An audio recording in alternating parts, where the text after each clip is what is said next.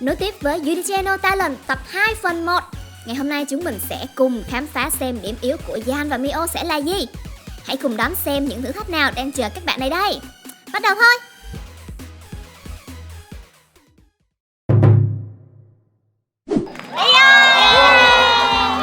Chào mừng các bạn đã đến với cuộc thí nghiệm của Yan Yan. Ủa, mình thí nghiệm gì mà mình phải như này sân banh mà. Đi đá banh. Đi đá banh. Ồ. Thiệt ra hôm nay không phải là đi đá banh, mà bởi vì chúng mình cần phải có một cái khu vực thật là rộng như thế này để có thể test được cái khả năng của Yan. Mọi người biết khả năng đó là gì không? Em nghĩ là em nói hơi bị nhỏ. Nói nhỏ hả? Hơi bị nhỏ. Hơi bị nhỏ hả? Hơi bị nhỏ hả? Đúng rồi, hơi bị nhỏ.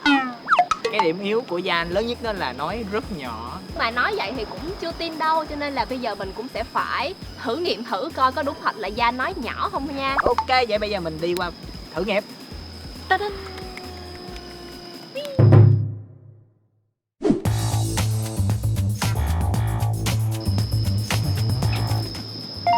Thì chào mừng các bạn, thì hiện tại chúng mình đã set up là 4 thành viên ở một đầu và một mình Yan ở một đầu bên kia kìa. Các bạn có thấy Yan không? Không. Mắt tụi mình giờ giống như cái camera không thấy nét được Yan.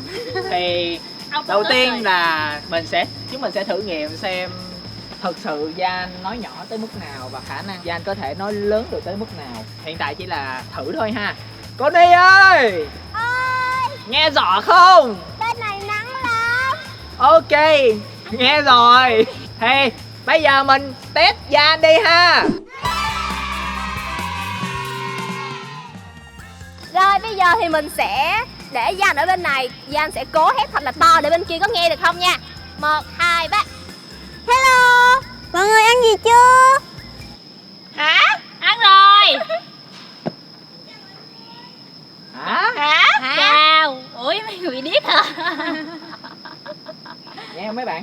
Nghe. Mà nghe mà nhỏ xíu à. Cho vui, hét lên coi sự khác biệt của Yan với vui là như thế nào.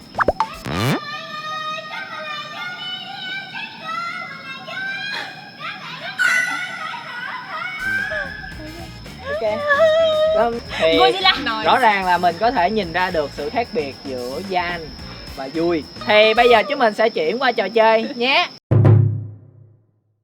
Thì bây giờ tôi sẽ giới thiệu cho các bạn về luật chơi của trò chơi ngày hôm nay. Chúng ta sẽ có 3 vòng và Yan sẽ lần lượt đứng ở 3 vị trí xa dần. Yan sẽ phải nói một câu dài trong vòng 3 lượt và các thành viên sẽ phải ghi lại. Và ở khi kết thúc vòng 3, nếu một thành viên nào không ghi lại được thì thành viên đó và Yan sẽ bị phạt. Và trong trường hợp xấu nhất là ai cũng ghi được hết thì staff sẽ bị phạt. Với round 1 chúng ta sẽ đứng đây và Yan sẽ đứng cách chúng ta khoảng 5-10 mét gì đó. Game của staff không đơn giản ở việc nghe thôi đâu. Cái quan trọng là cái câu đó là câu gì. Nghe đúng luôn hả? Ni ơi! Ơi. Chúng ta bắt đầu round 1 nha. Ok. Nói cho Yan phần đầu tiên của câu nói đi. Vấn đề là não bộ không nhớ hết thì sao?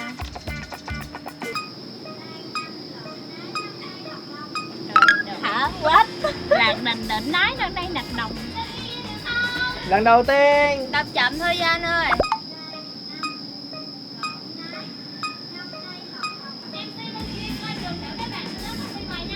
Không sao đâu, có gì sai nguyên bài. Lần 3. Dạ ơi đừng có nói ngọng nha Yan.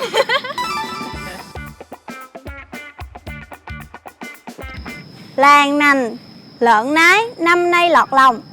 Trời ơi, y chang. Ok. Cái này giống như thi hồi. Hết 3 lần. Cái này giống Thì- hồi lớp 1 á, đi thi chính tả. Thì bây giờ mình sẽ đi tới round 2 luôn và tới cuối cùng mình mới chắc.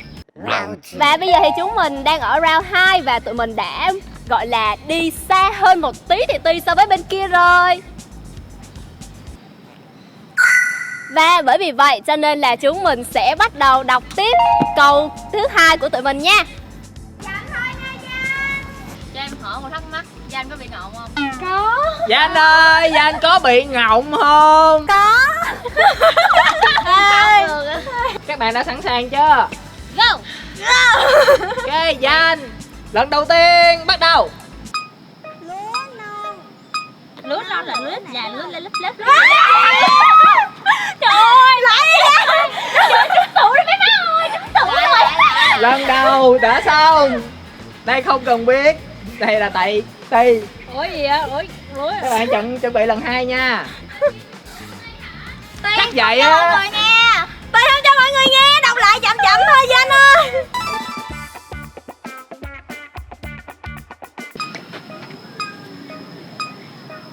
cái gì vậy? Tủ rè rồi. Cái gì mà lúa non ảnh lòng vậy?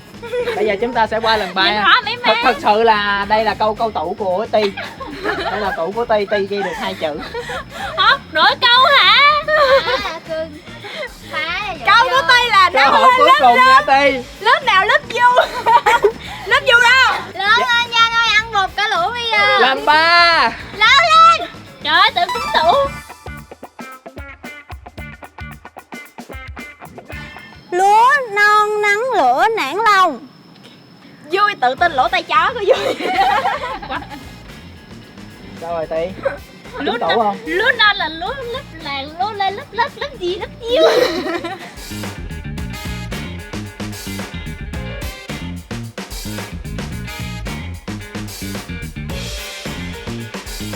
Hình như còn hơi dễ phải không cô Ni? Câu cuối mới khó. Ok, mình dịch chuyển qua cái vị trí để mình quay dài nhất có thể của mình ha. Ok.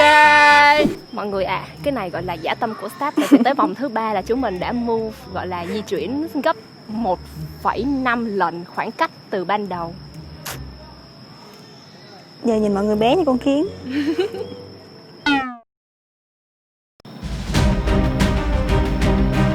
Và đến tới vòng 3 thì thì hai staff đã sắp xếp cho vị trí nó gấp rưỡi hồi nãy. Từ đây qua tới đó rất là xa. Thiệt ra đây là một cái dã tâm của staff để mà staff không bị phạt đó. Nên member kỳ này gán nghe được Giang nói gì nha. Chúng ta chấp Để staff có thể cho staff bị phạt. Nhưng mà ở khoảng cách như thế này thì Danh cũng sẽ cố gắng hết mình đúng không? Em sẽ cố gắng để cho mọi người nghe được. Danh chắc không? Chắc. Chắc không? Chắc. Không nghe gì hết. Chắc. Đúng rồi. Ok, vòng thứ 3 bắt đầu. Sasuke ơi. Naruto. Sasuke. Dùng hết sức bình sinh mà nói nha Giang. Lần đầu tiên chuẩn bị 3, 2. Từ từ. Đi về chỗ cho tôi ăn gian cũng ăn gian vừa vừa thôi. Chuẩn bị. Lão nông nức nở lấy nông niêu về. Lần đầu tiên kết thúc. Các bạn suy nghĩ không hay muốn bước vào lần 2 lên. Nói lớn lên. Không có nghe cái gì hết á.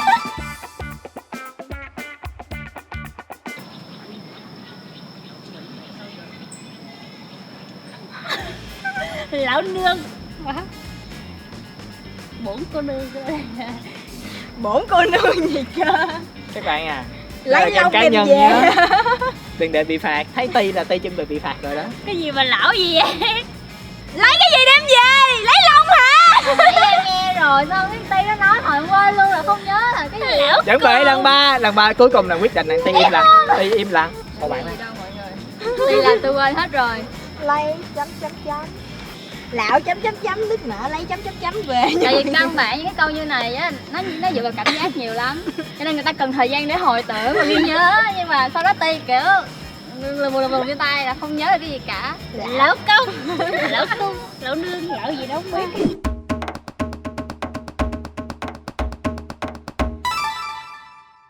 Bây giờ là tới phần kiểm tra đáp án. Thì bây giờ người kiểm tra sẽ là Giang.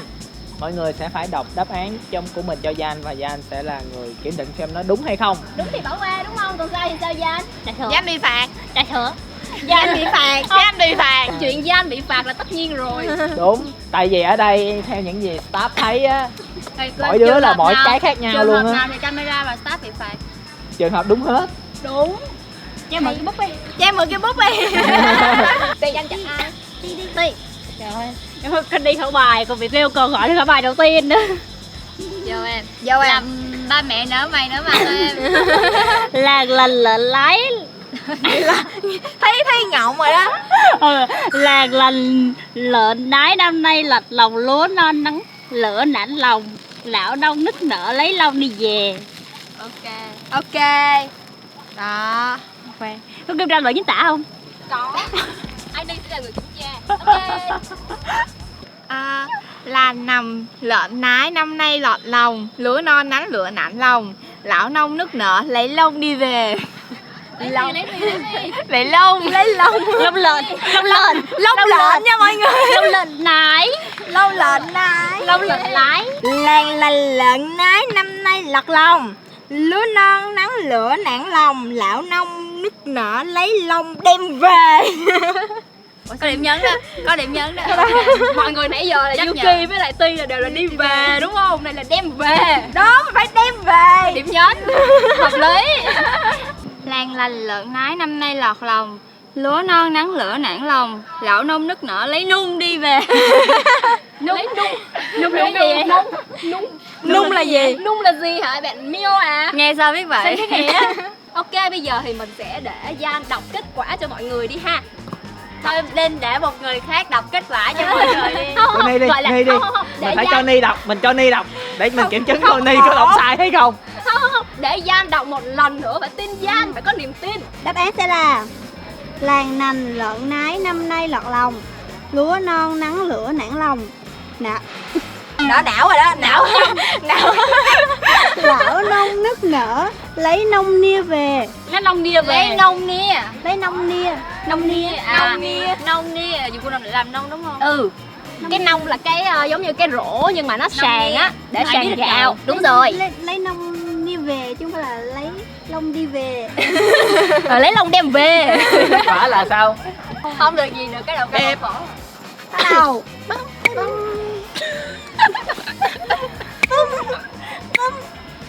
Rồi mọi người đã một cái. Được cái tích này.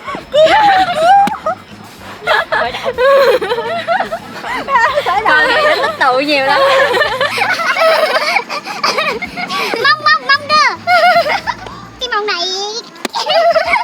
Đâu Gian? Trời ơi, cái bố đặt mông rồi đem lên đặt đầu. Nhưng mà á, cái hình phạt của mình không phải là đánh đầu. Đúng rồi. Vậy thì bây giờ mình sẽ phạt. Vậy là member tự xử nhau, tự hành nhau rồi. Bố trong tay là gì vậy? Lúc này chơi rồi. Lúc này rõ Mình ràng. chơi rồi. Lúc này rõ ràng nghe. Và bây giờ thì Cái hành vi phải để cho Danh đánh mà. ai sai là Danh đánh một cái để biết người sai. Bây giờ chúng ta sẽ chuyển qua, chúng ta sẽ quay về nhà và phạt ha. Ok, bây giờ chúng ta cùng đi về. Đi về. Làng nành lợn nái năm nay lọt lòng, lúa non nắng lửa nản lòng, lão nông nức nở lấy nông nia về.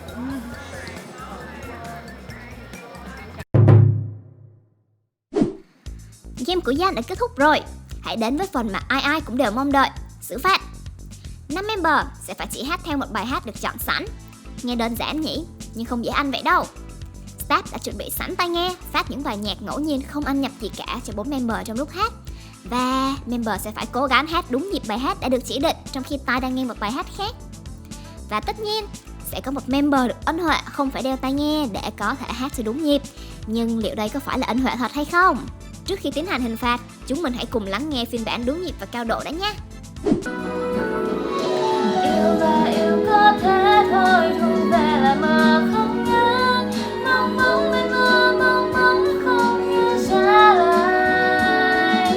Nhưng ta không chúa biết chẳng mơ hai người đàn ông dối gian vì mơ chiều, còn chính mơ là thôi.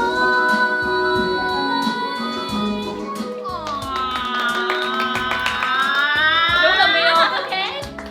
Thanh xuân tràn vào. Mới về 90. Yêu ai? Yêu bản thân với yêu ai? Hỏi chưa? Để mình bắt đầu hình phạt ha. 90 Nhưng mà mà thôi nhá. khoan, bởi vì đây là vòng của Gian cho nên là mình cũng muốn để cho Gian hát thử coi cho mọi người nghe coi Gian hát sẽ như thế nào. Đồng ý hết mình luôn. Các bạn có đồng ý không? Yêu và yêu có thế thôi, thu về là mưa không ngớt, bong bóng bên mưa, bong bóng không nghe giá lạnh. Nhưng nàng công chúa biết rằng mưa là người đàn ông dối gian, vì mưa chỉ yêu có chính mưa mà thôi.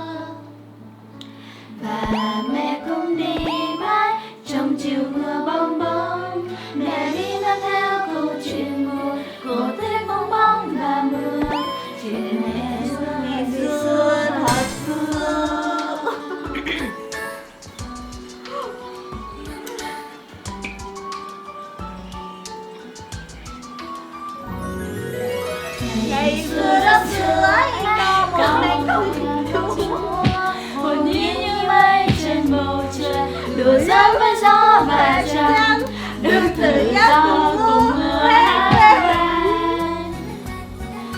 Này công chúa bong bóng, yêu anh người ta, dường như bên nhau quên dẫn nhau, dù có những lúc mơ vô tình làm buồn công chúa bong bóng nhiều lần.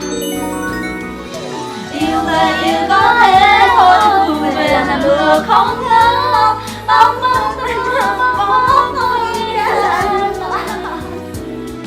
nhưng nên công chúa biết rằng người là người đang dối gian, mình mới chuyện yêu chính mơ mà thôi.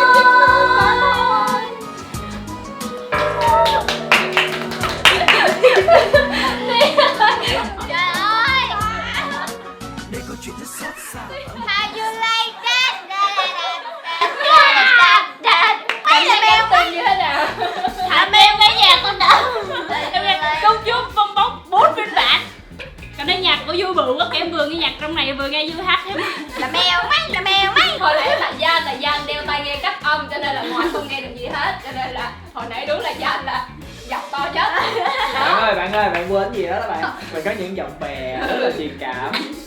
Không sao, như vậy là chúng mình đã hoàn thành xong cái gọi là hình phạt trong game của Giang rồi. Chúc mừng mọi người. Và tiếp theo là Lại là cách cha thôi. Không, đi xem bài. đấy, người ta nhớ đấy. 1, 2, 3. Đối với việc là một idol thì giọng nói cũng rất quan trọng, bởi vì chúng mình sẽ phải nói thật to và rõ để những bạn fan ở đằng cuối khán đài có thể nghe được giọng của chúng ta. Bởi vì vậy cho nên là cố gắng lên Giang nhé.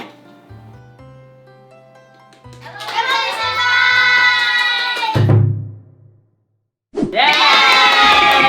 Cuối cùng cũng trả nợ xong rồi ha. Và bây giờ tiết mục gì nữa? Yeah. Ủa? Ai chơi mời? Có đâu. Đâu, đủ hết rồi mà. Đủ rồi. Ủa?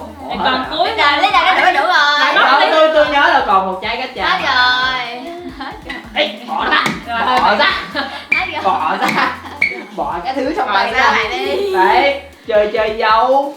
Ơ kỳ quá à. Thôi Mio tự khui luôn đi. Mio tự khui luôn đi em. Chắc bất ngờ. Ai vậy ta? Bất ngờ. Ai vậy ta? Ai vậy ta? Là Mio. Trời ngạc nhiên ghê. Ngạc nhiên quá trời mọi người. Ngạc nhiên ghê. Mình bóc ra mình luôn, ngạc nhiên ghê giống như Tuy bóc ra Tì vậy.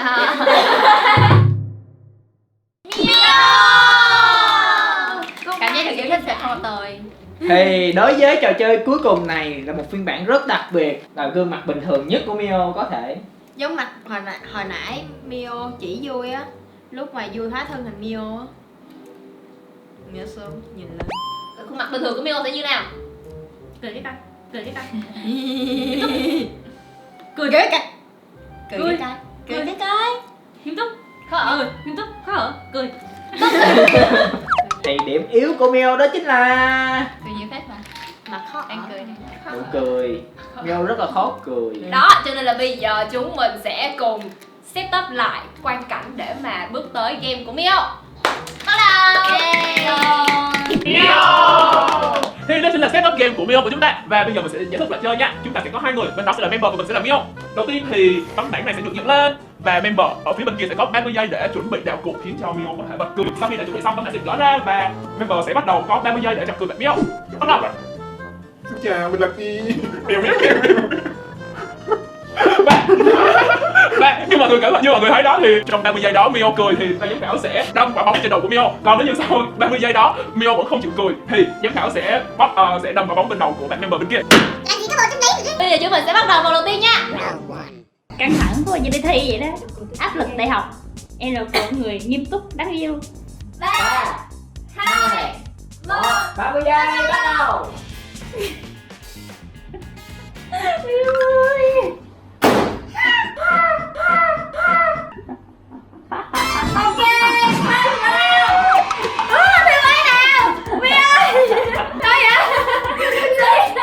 Nó đau khổ là tao nhỉ. Hay à, cười đi mà. Cười đi.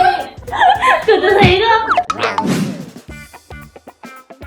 2, 1, bắt đầu. Mio ơi, mẹ muốn theo Mio. Vậy cũng được không? Cái bài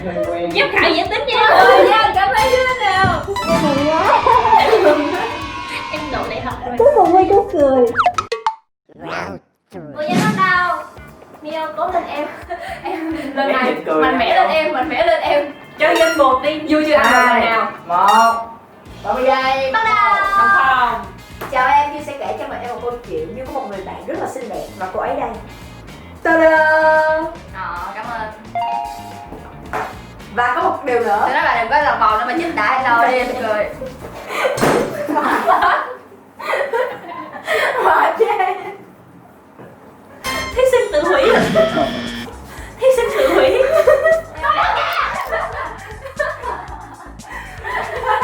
Bạn lấy mình đấy. Tôi cái một gã xinh đẹp. Có đâu mở camera lên cho tôi Rồi giây. Đây là hiệp cuối rồi đó Mio, gán nhịn nha Mio. Cố lên Mio, hồi nãy là nãy giờ thắng rất vui rồi. Nhưng mà đừng nhớ lại vui lúc nãy. Còn mình vẫn Ok, 30 giây, bắt đầu. Đồng phòng.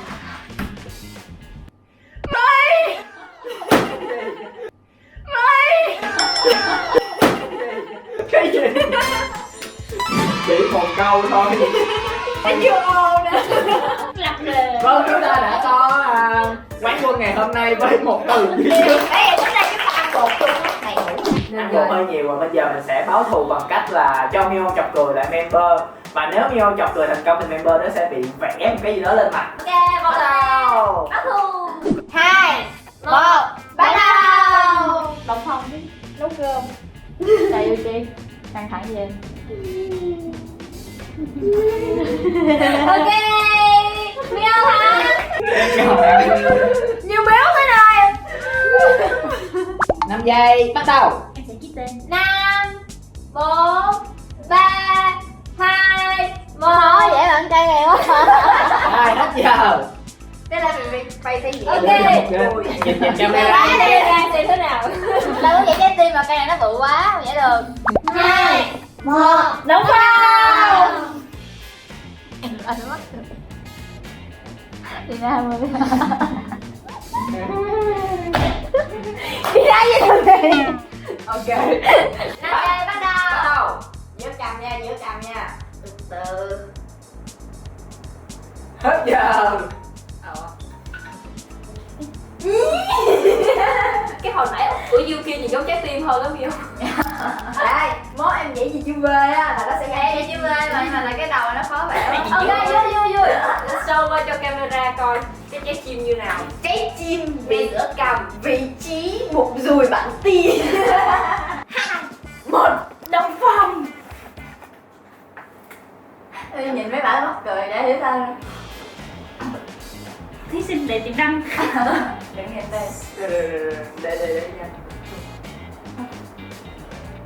Hay là em thích những cười của em hay của bạn? Ok. Nhớ mình dễ dãi quá mọi người ơi. Mio ơi, chiến thuật của em là gì mà nó khiến cho Giang cười vậy? Em thấy Giang run rồi nè. Đúng rồi. Diễn không giống em. Nhìn ra run. Tự sắc khóc lên nhìn cười. Chiến thuật của Mio là gì? Em chả biết. Thế tại sao Giang lại cười vậy? Chưa biết. Thấy Giang em rất là em ở đây thử thách những cười của em hay của bả vậy thôi mà cười. Chưa biết nè. Tại vì á niềm hạnh phúc mà cười á với nhau nó có thể lây lan lắm nên mình cười đây là người ta cũng sẽ thấy vui vậy. Bắt đầu. Anh thấy gì vậy? Mắc cười.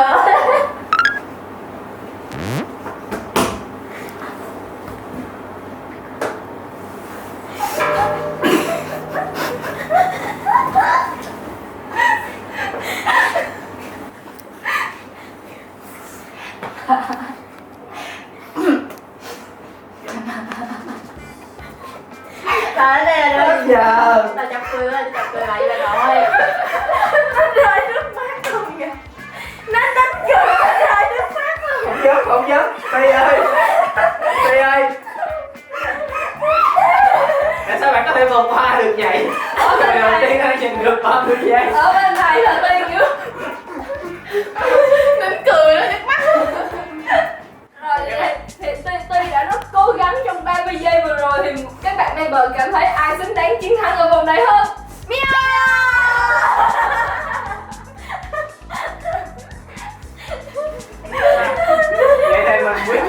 theo số đông vậy. Ti lại rất cố gắng nhưng mà Ti vẫn sẽ bị ghẻ. Nổi lên chương trình. Bắt công từ ngay cái vòng đầu tiên luôn. Bây giờ không có kịp nói gì đó luôn, vô tài ngồi cười luôn.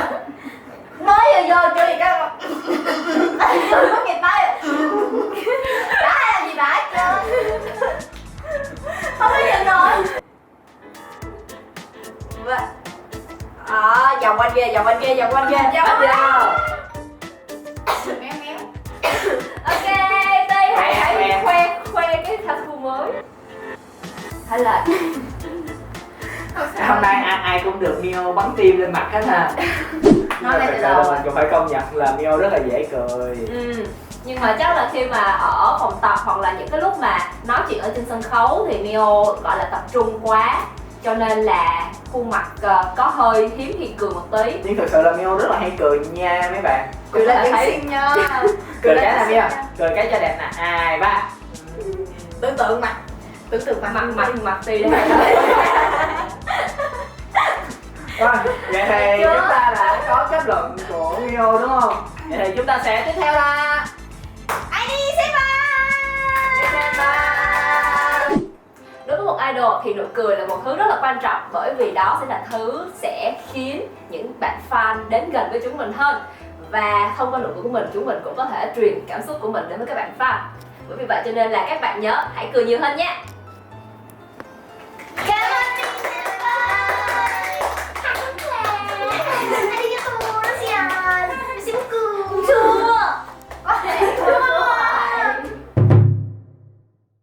Thì những trò chơi vừa rồi đều là những cái trò chơi mà staff chúng mình đã chuẩn bị để cho các bạn fan có thể hiểu rõ hơn về các bạn member của chúng mình. Nhưng mà bây giờ mới là thật sự bước vào nội dung chính của chương trình Unichannel Talent. sau một khoảng thời gian chúng ta chơi đùa vui vẻ rồi thì Staff thì vui. nói về một chút về những thành quả mà chúng mình đã đạt được từ cái Ring Day vừa rồi đi ha. Thì như các member thấy thì ở Ring Day vừa rồi chúng mình đã làm tốt những gì và chưa làm tốt những gì? Thất vọng nhiều hơn là như mong đợi, tại vì đối với em thì trong lúc tập tốt hơn so với lúc mình diễn rất là nhiều. Mà cái đó thì là điều khó thể nào tránh khỏi, tại vì trên sân khấu nó còn áp lực từ stage, từ rất nhiều thứ xung quanh nữa. Cho nên là em nghĩ đôi lúc mình cũng phải học cách hài lòng với những gì mà bản thân đã đạt được trước. Còn Yuki thì sao? Sàn diễn đầu tiên của em thì em cảm thấy như thế nào? Sân khấu thì em đã quen rồi, tại vì lúc trước em cũng hay đi fest rồi cũng dance cover các thứ. Nhưng mà lần này thì có thêm hát nữa nên là cảm thấy bị mất sức khá là nhiều.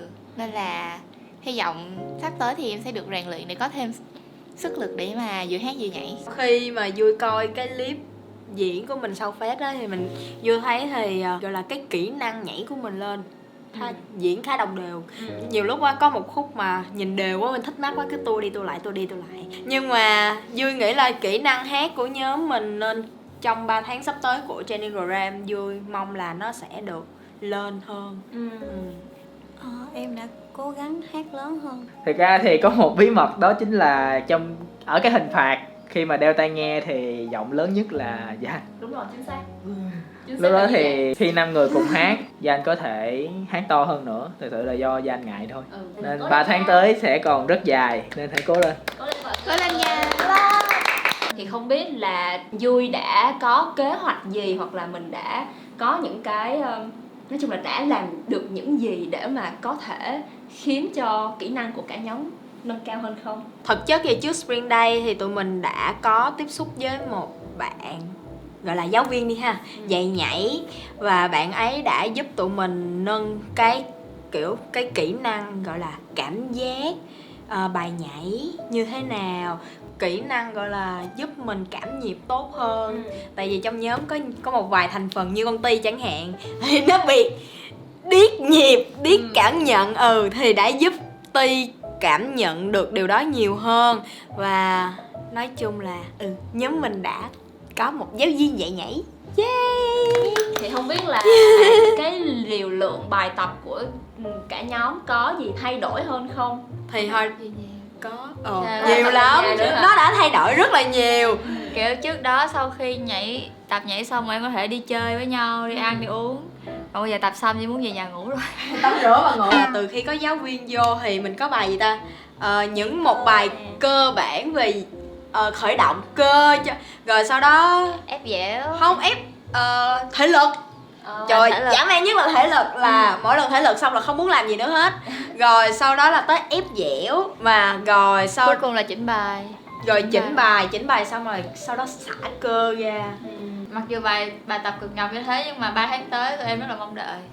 Không có sợ sệt. Có sợ sệt thì chăng nữa thì cũng phải chịu thôi.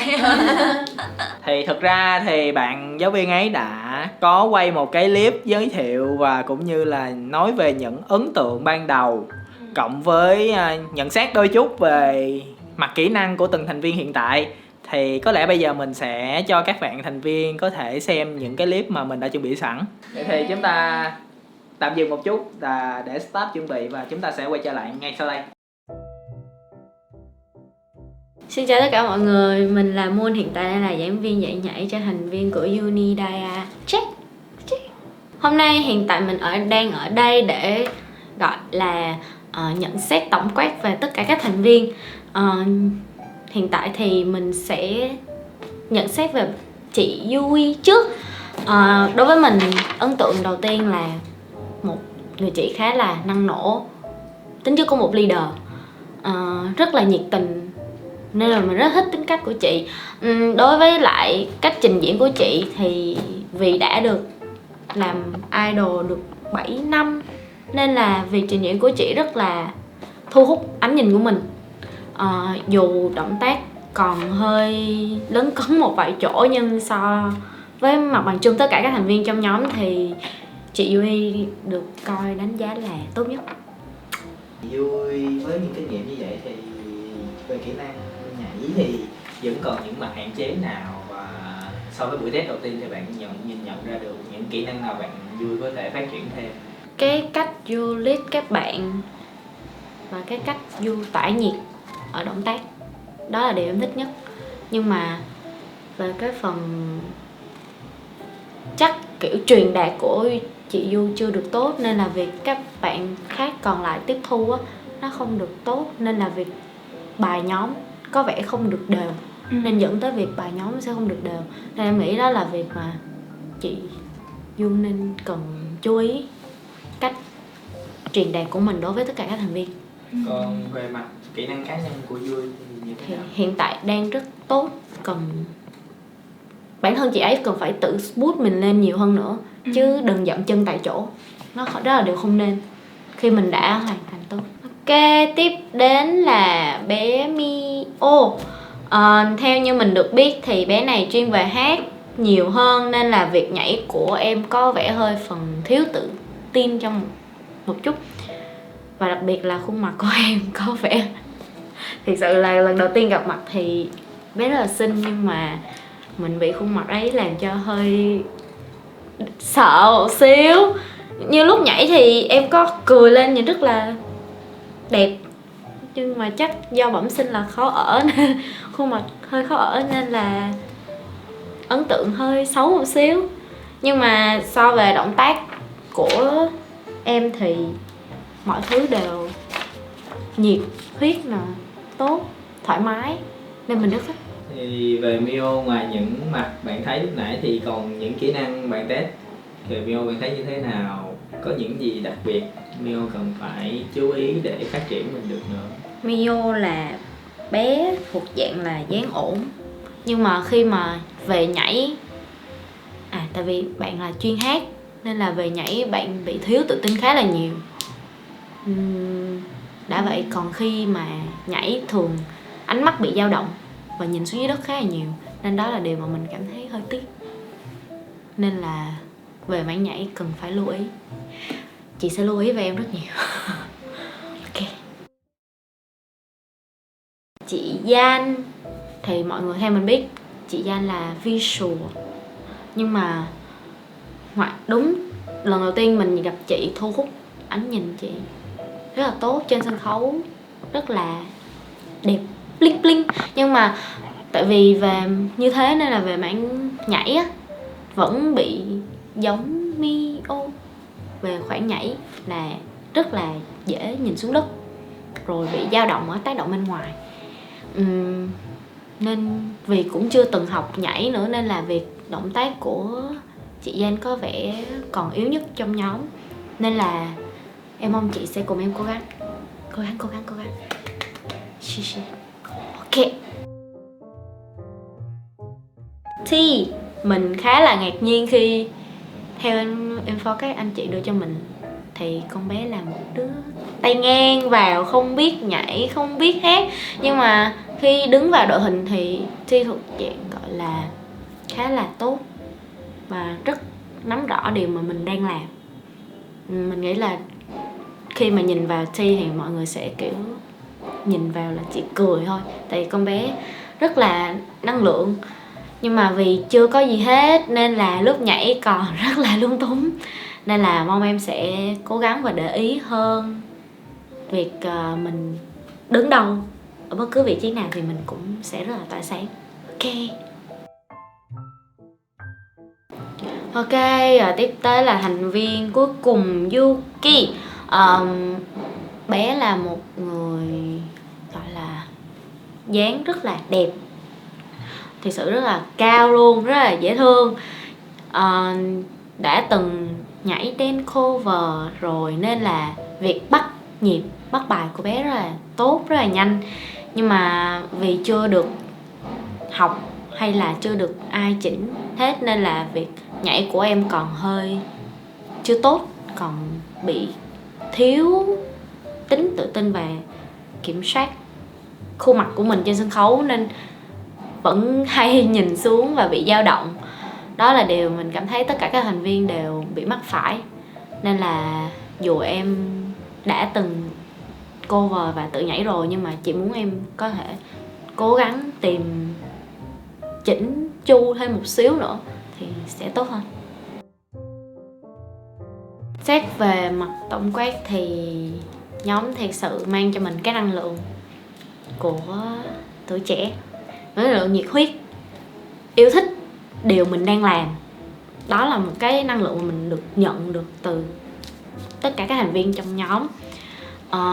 Dù điểm yếu thì còn rất là nhỏ nhưng cũng nhiều, nhưng mà mình sẽ cố gắng cùng các bạn thay đổi và biến mình tốt hơn, push bản thân mình thật là tốt để mang đến những buổi trình diễn thật là tốt cho tất cả mọi người.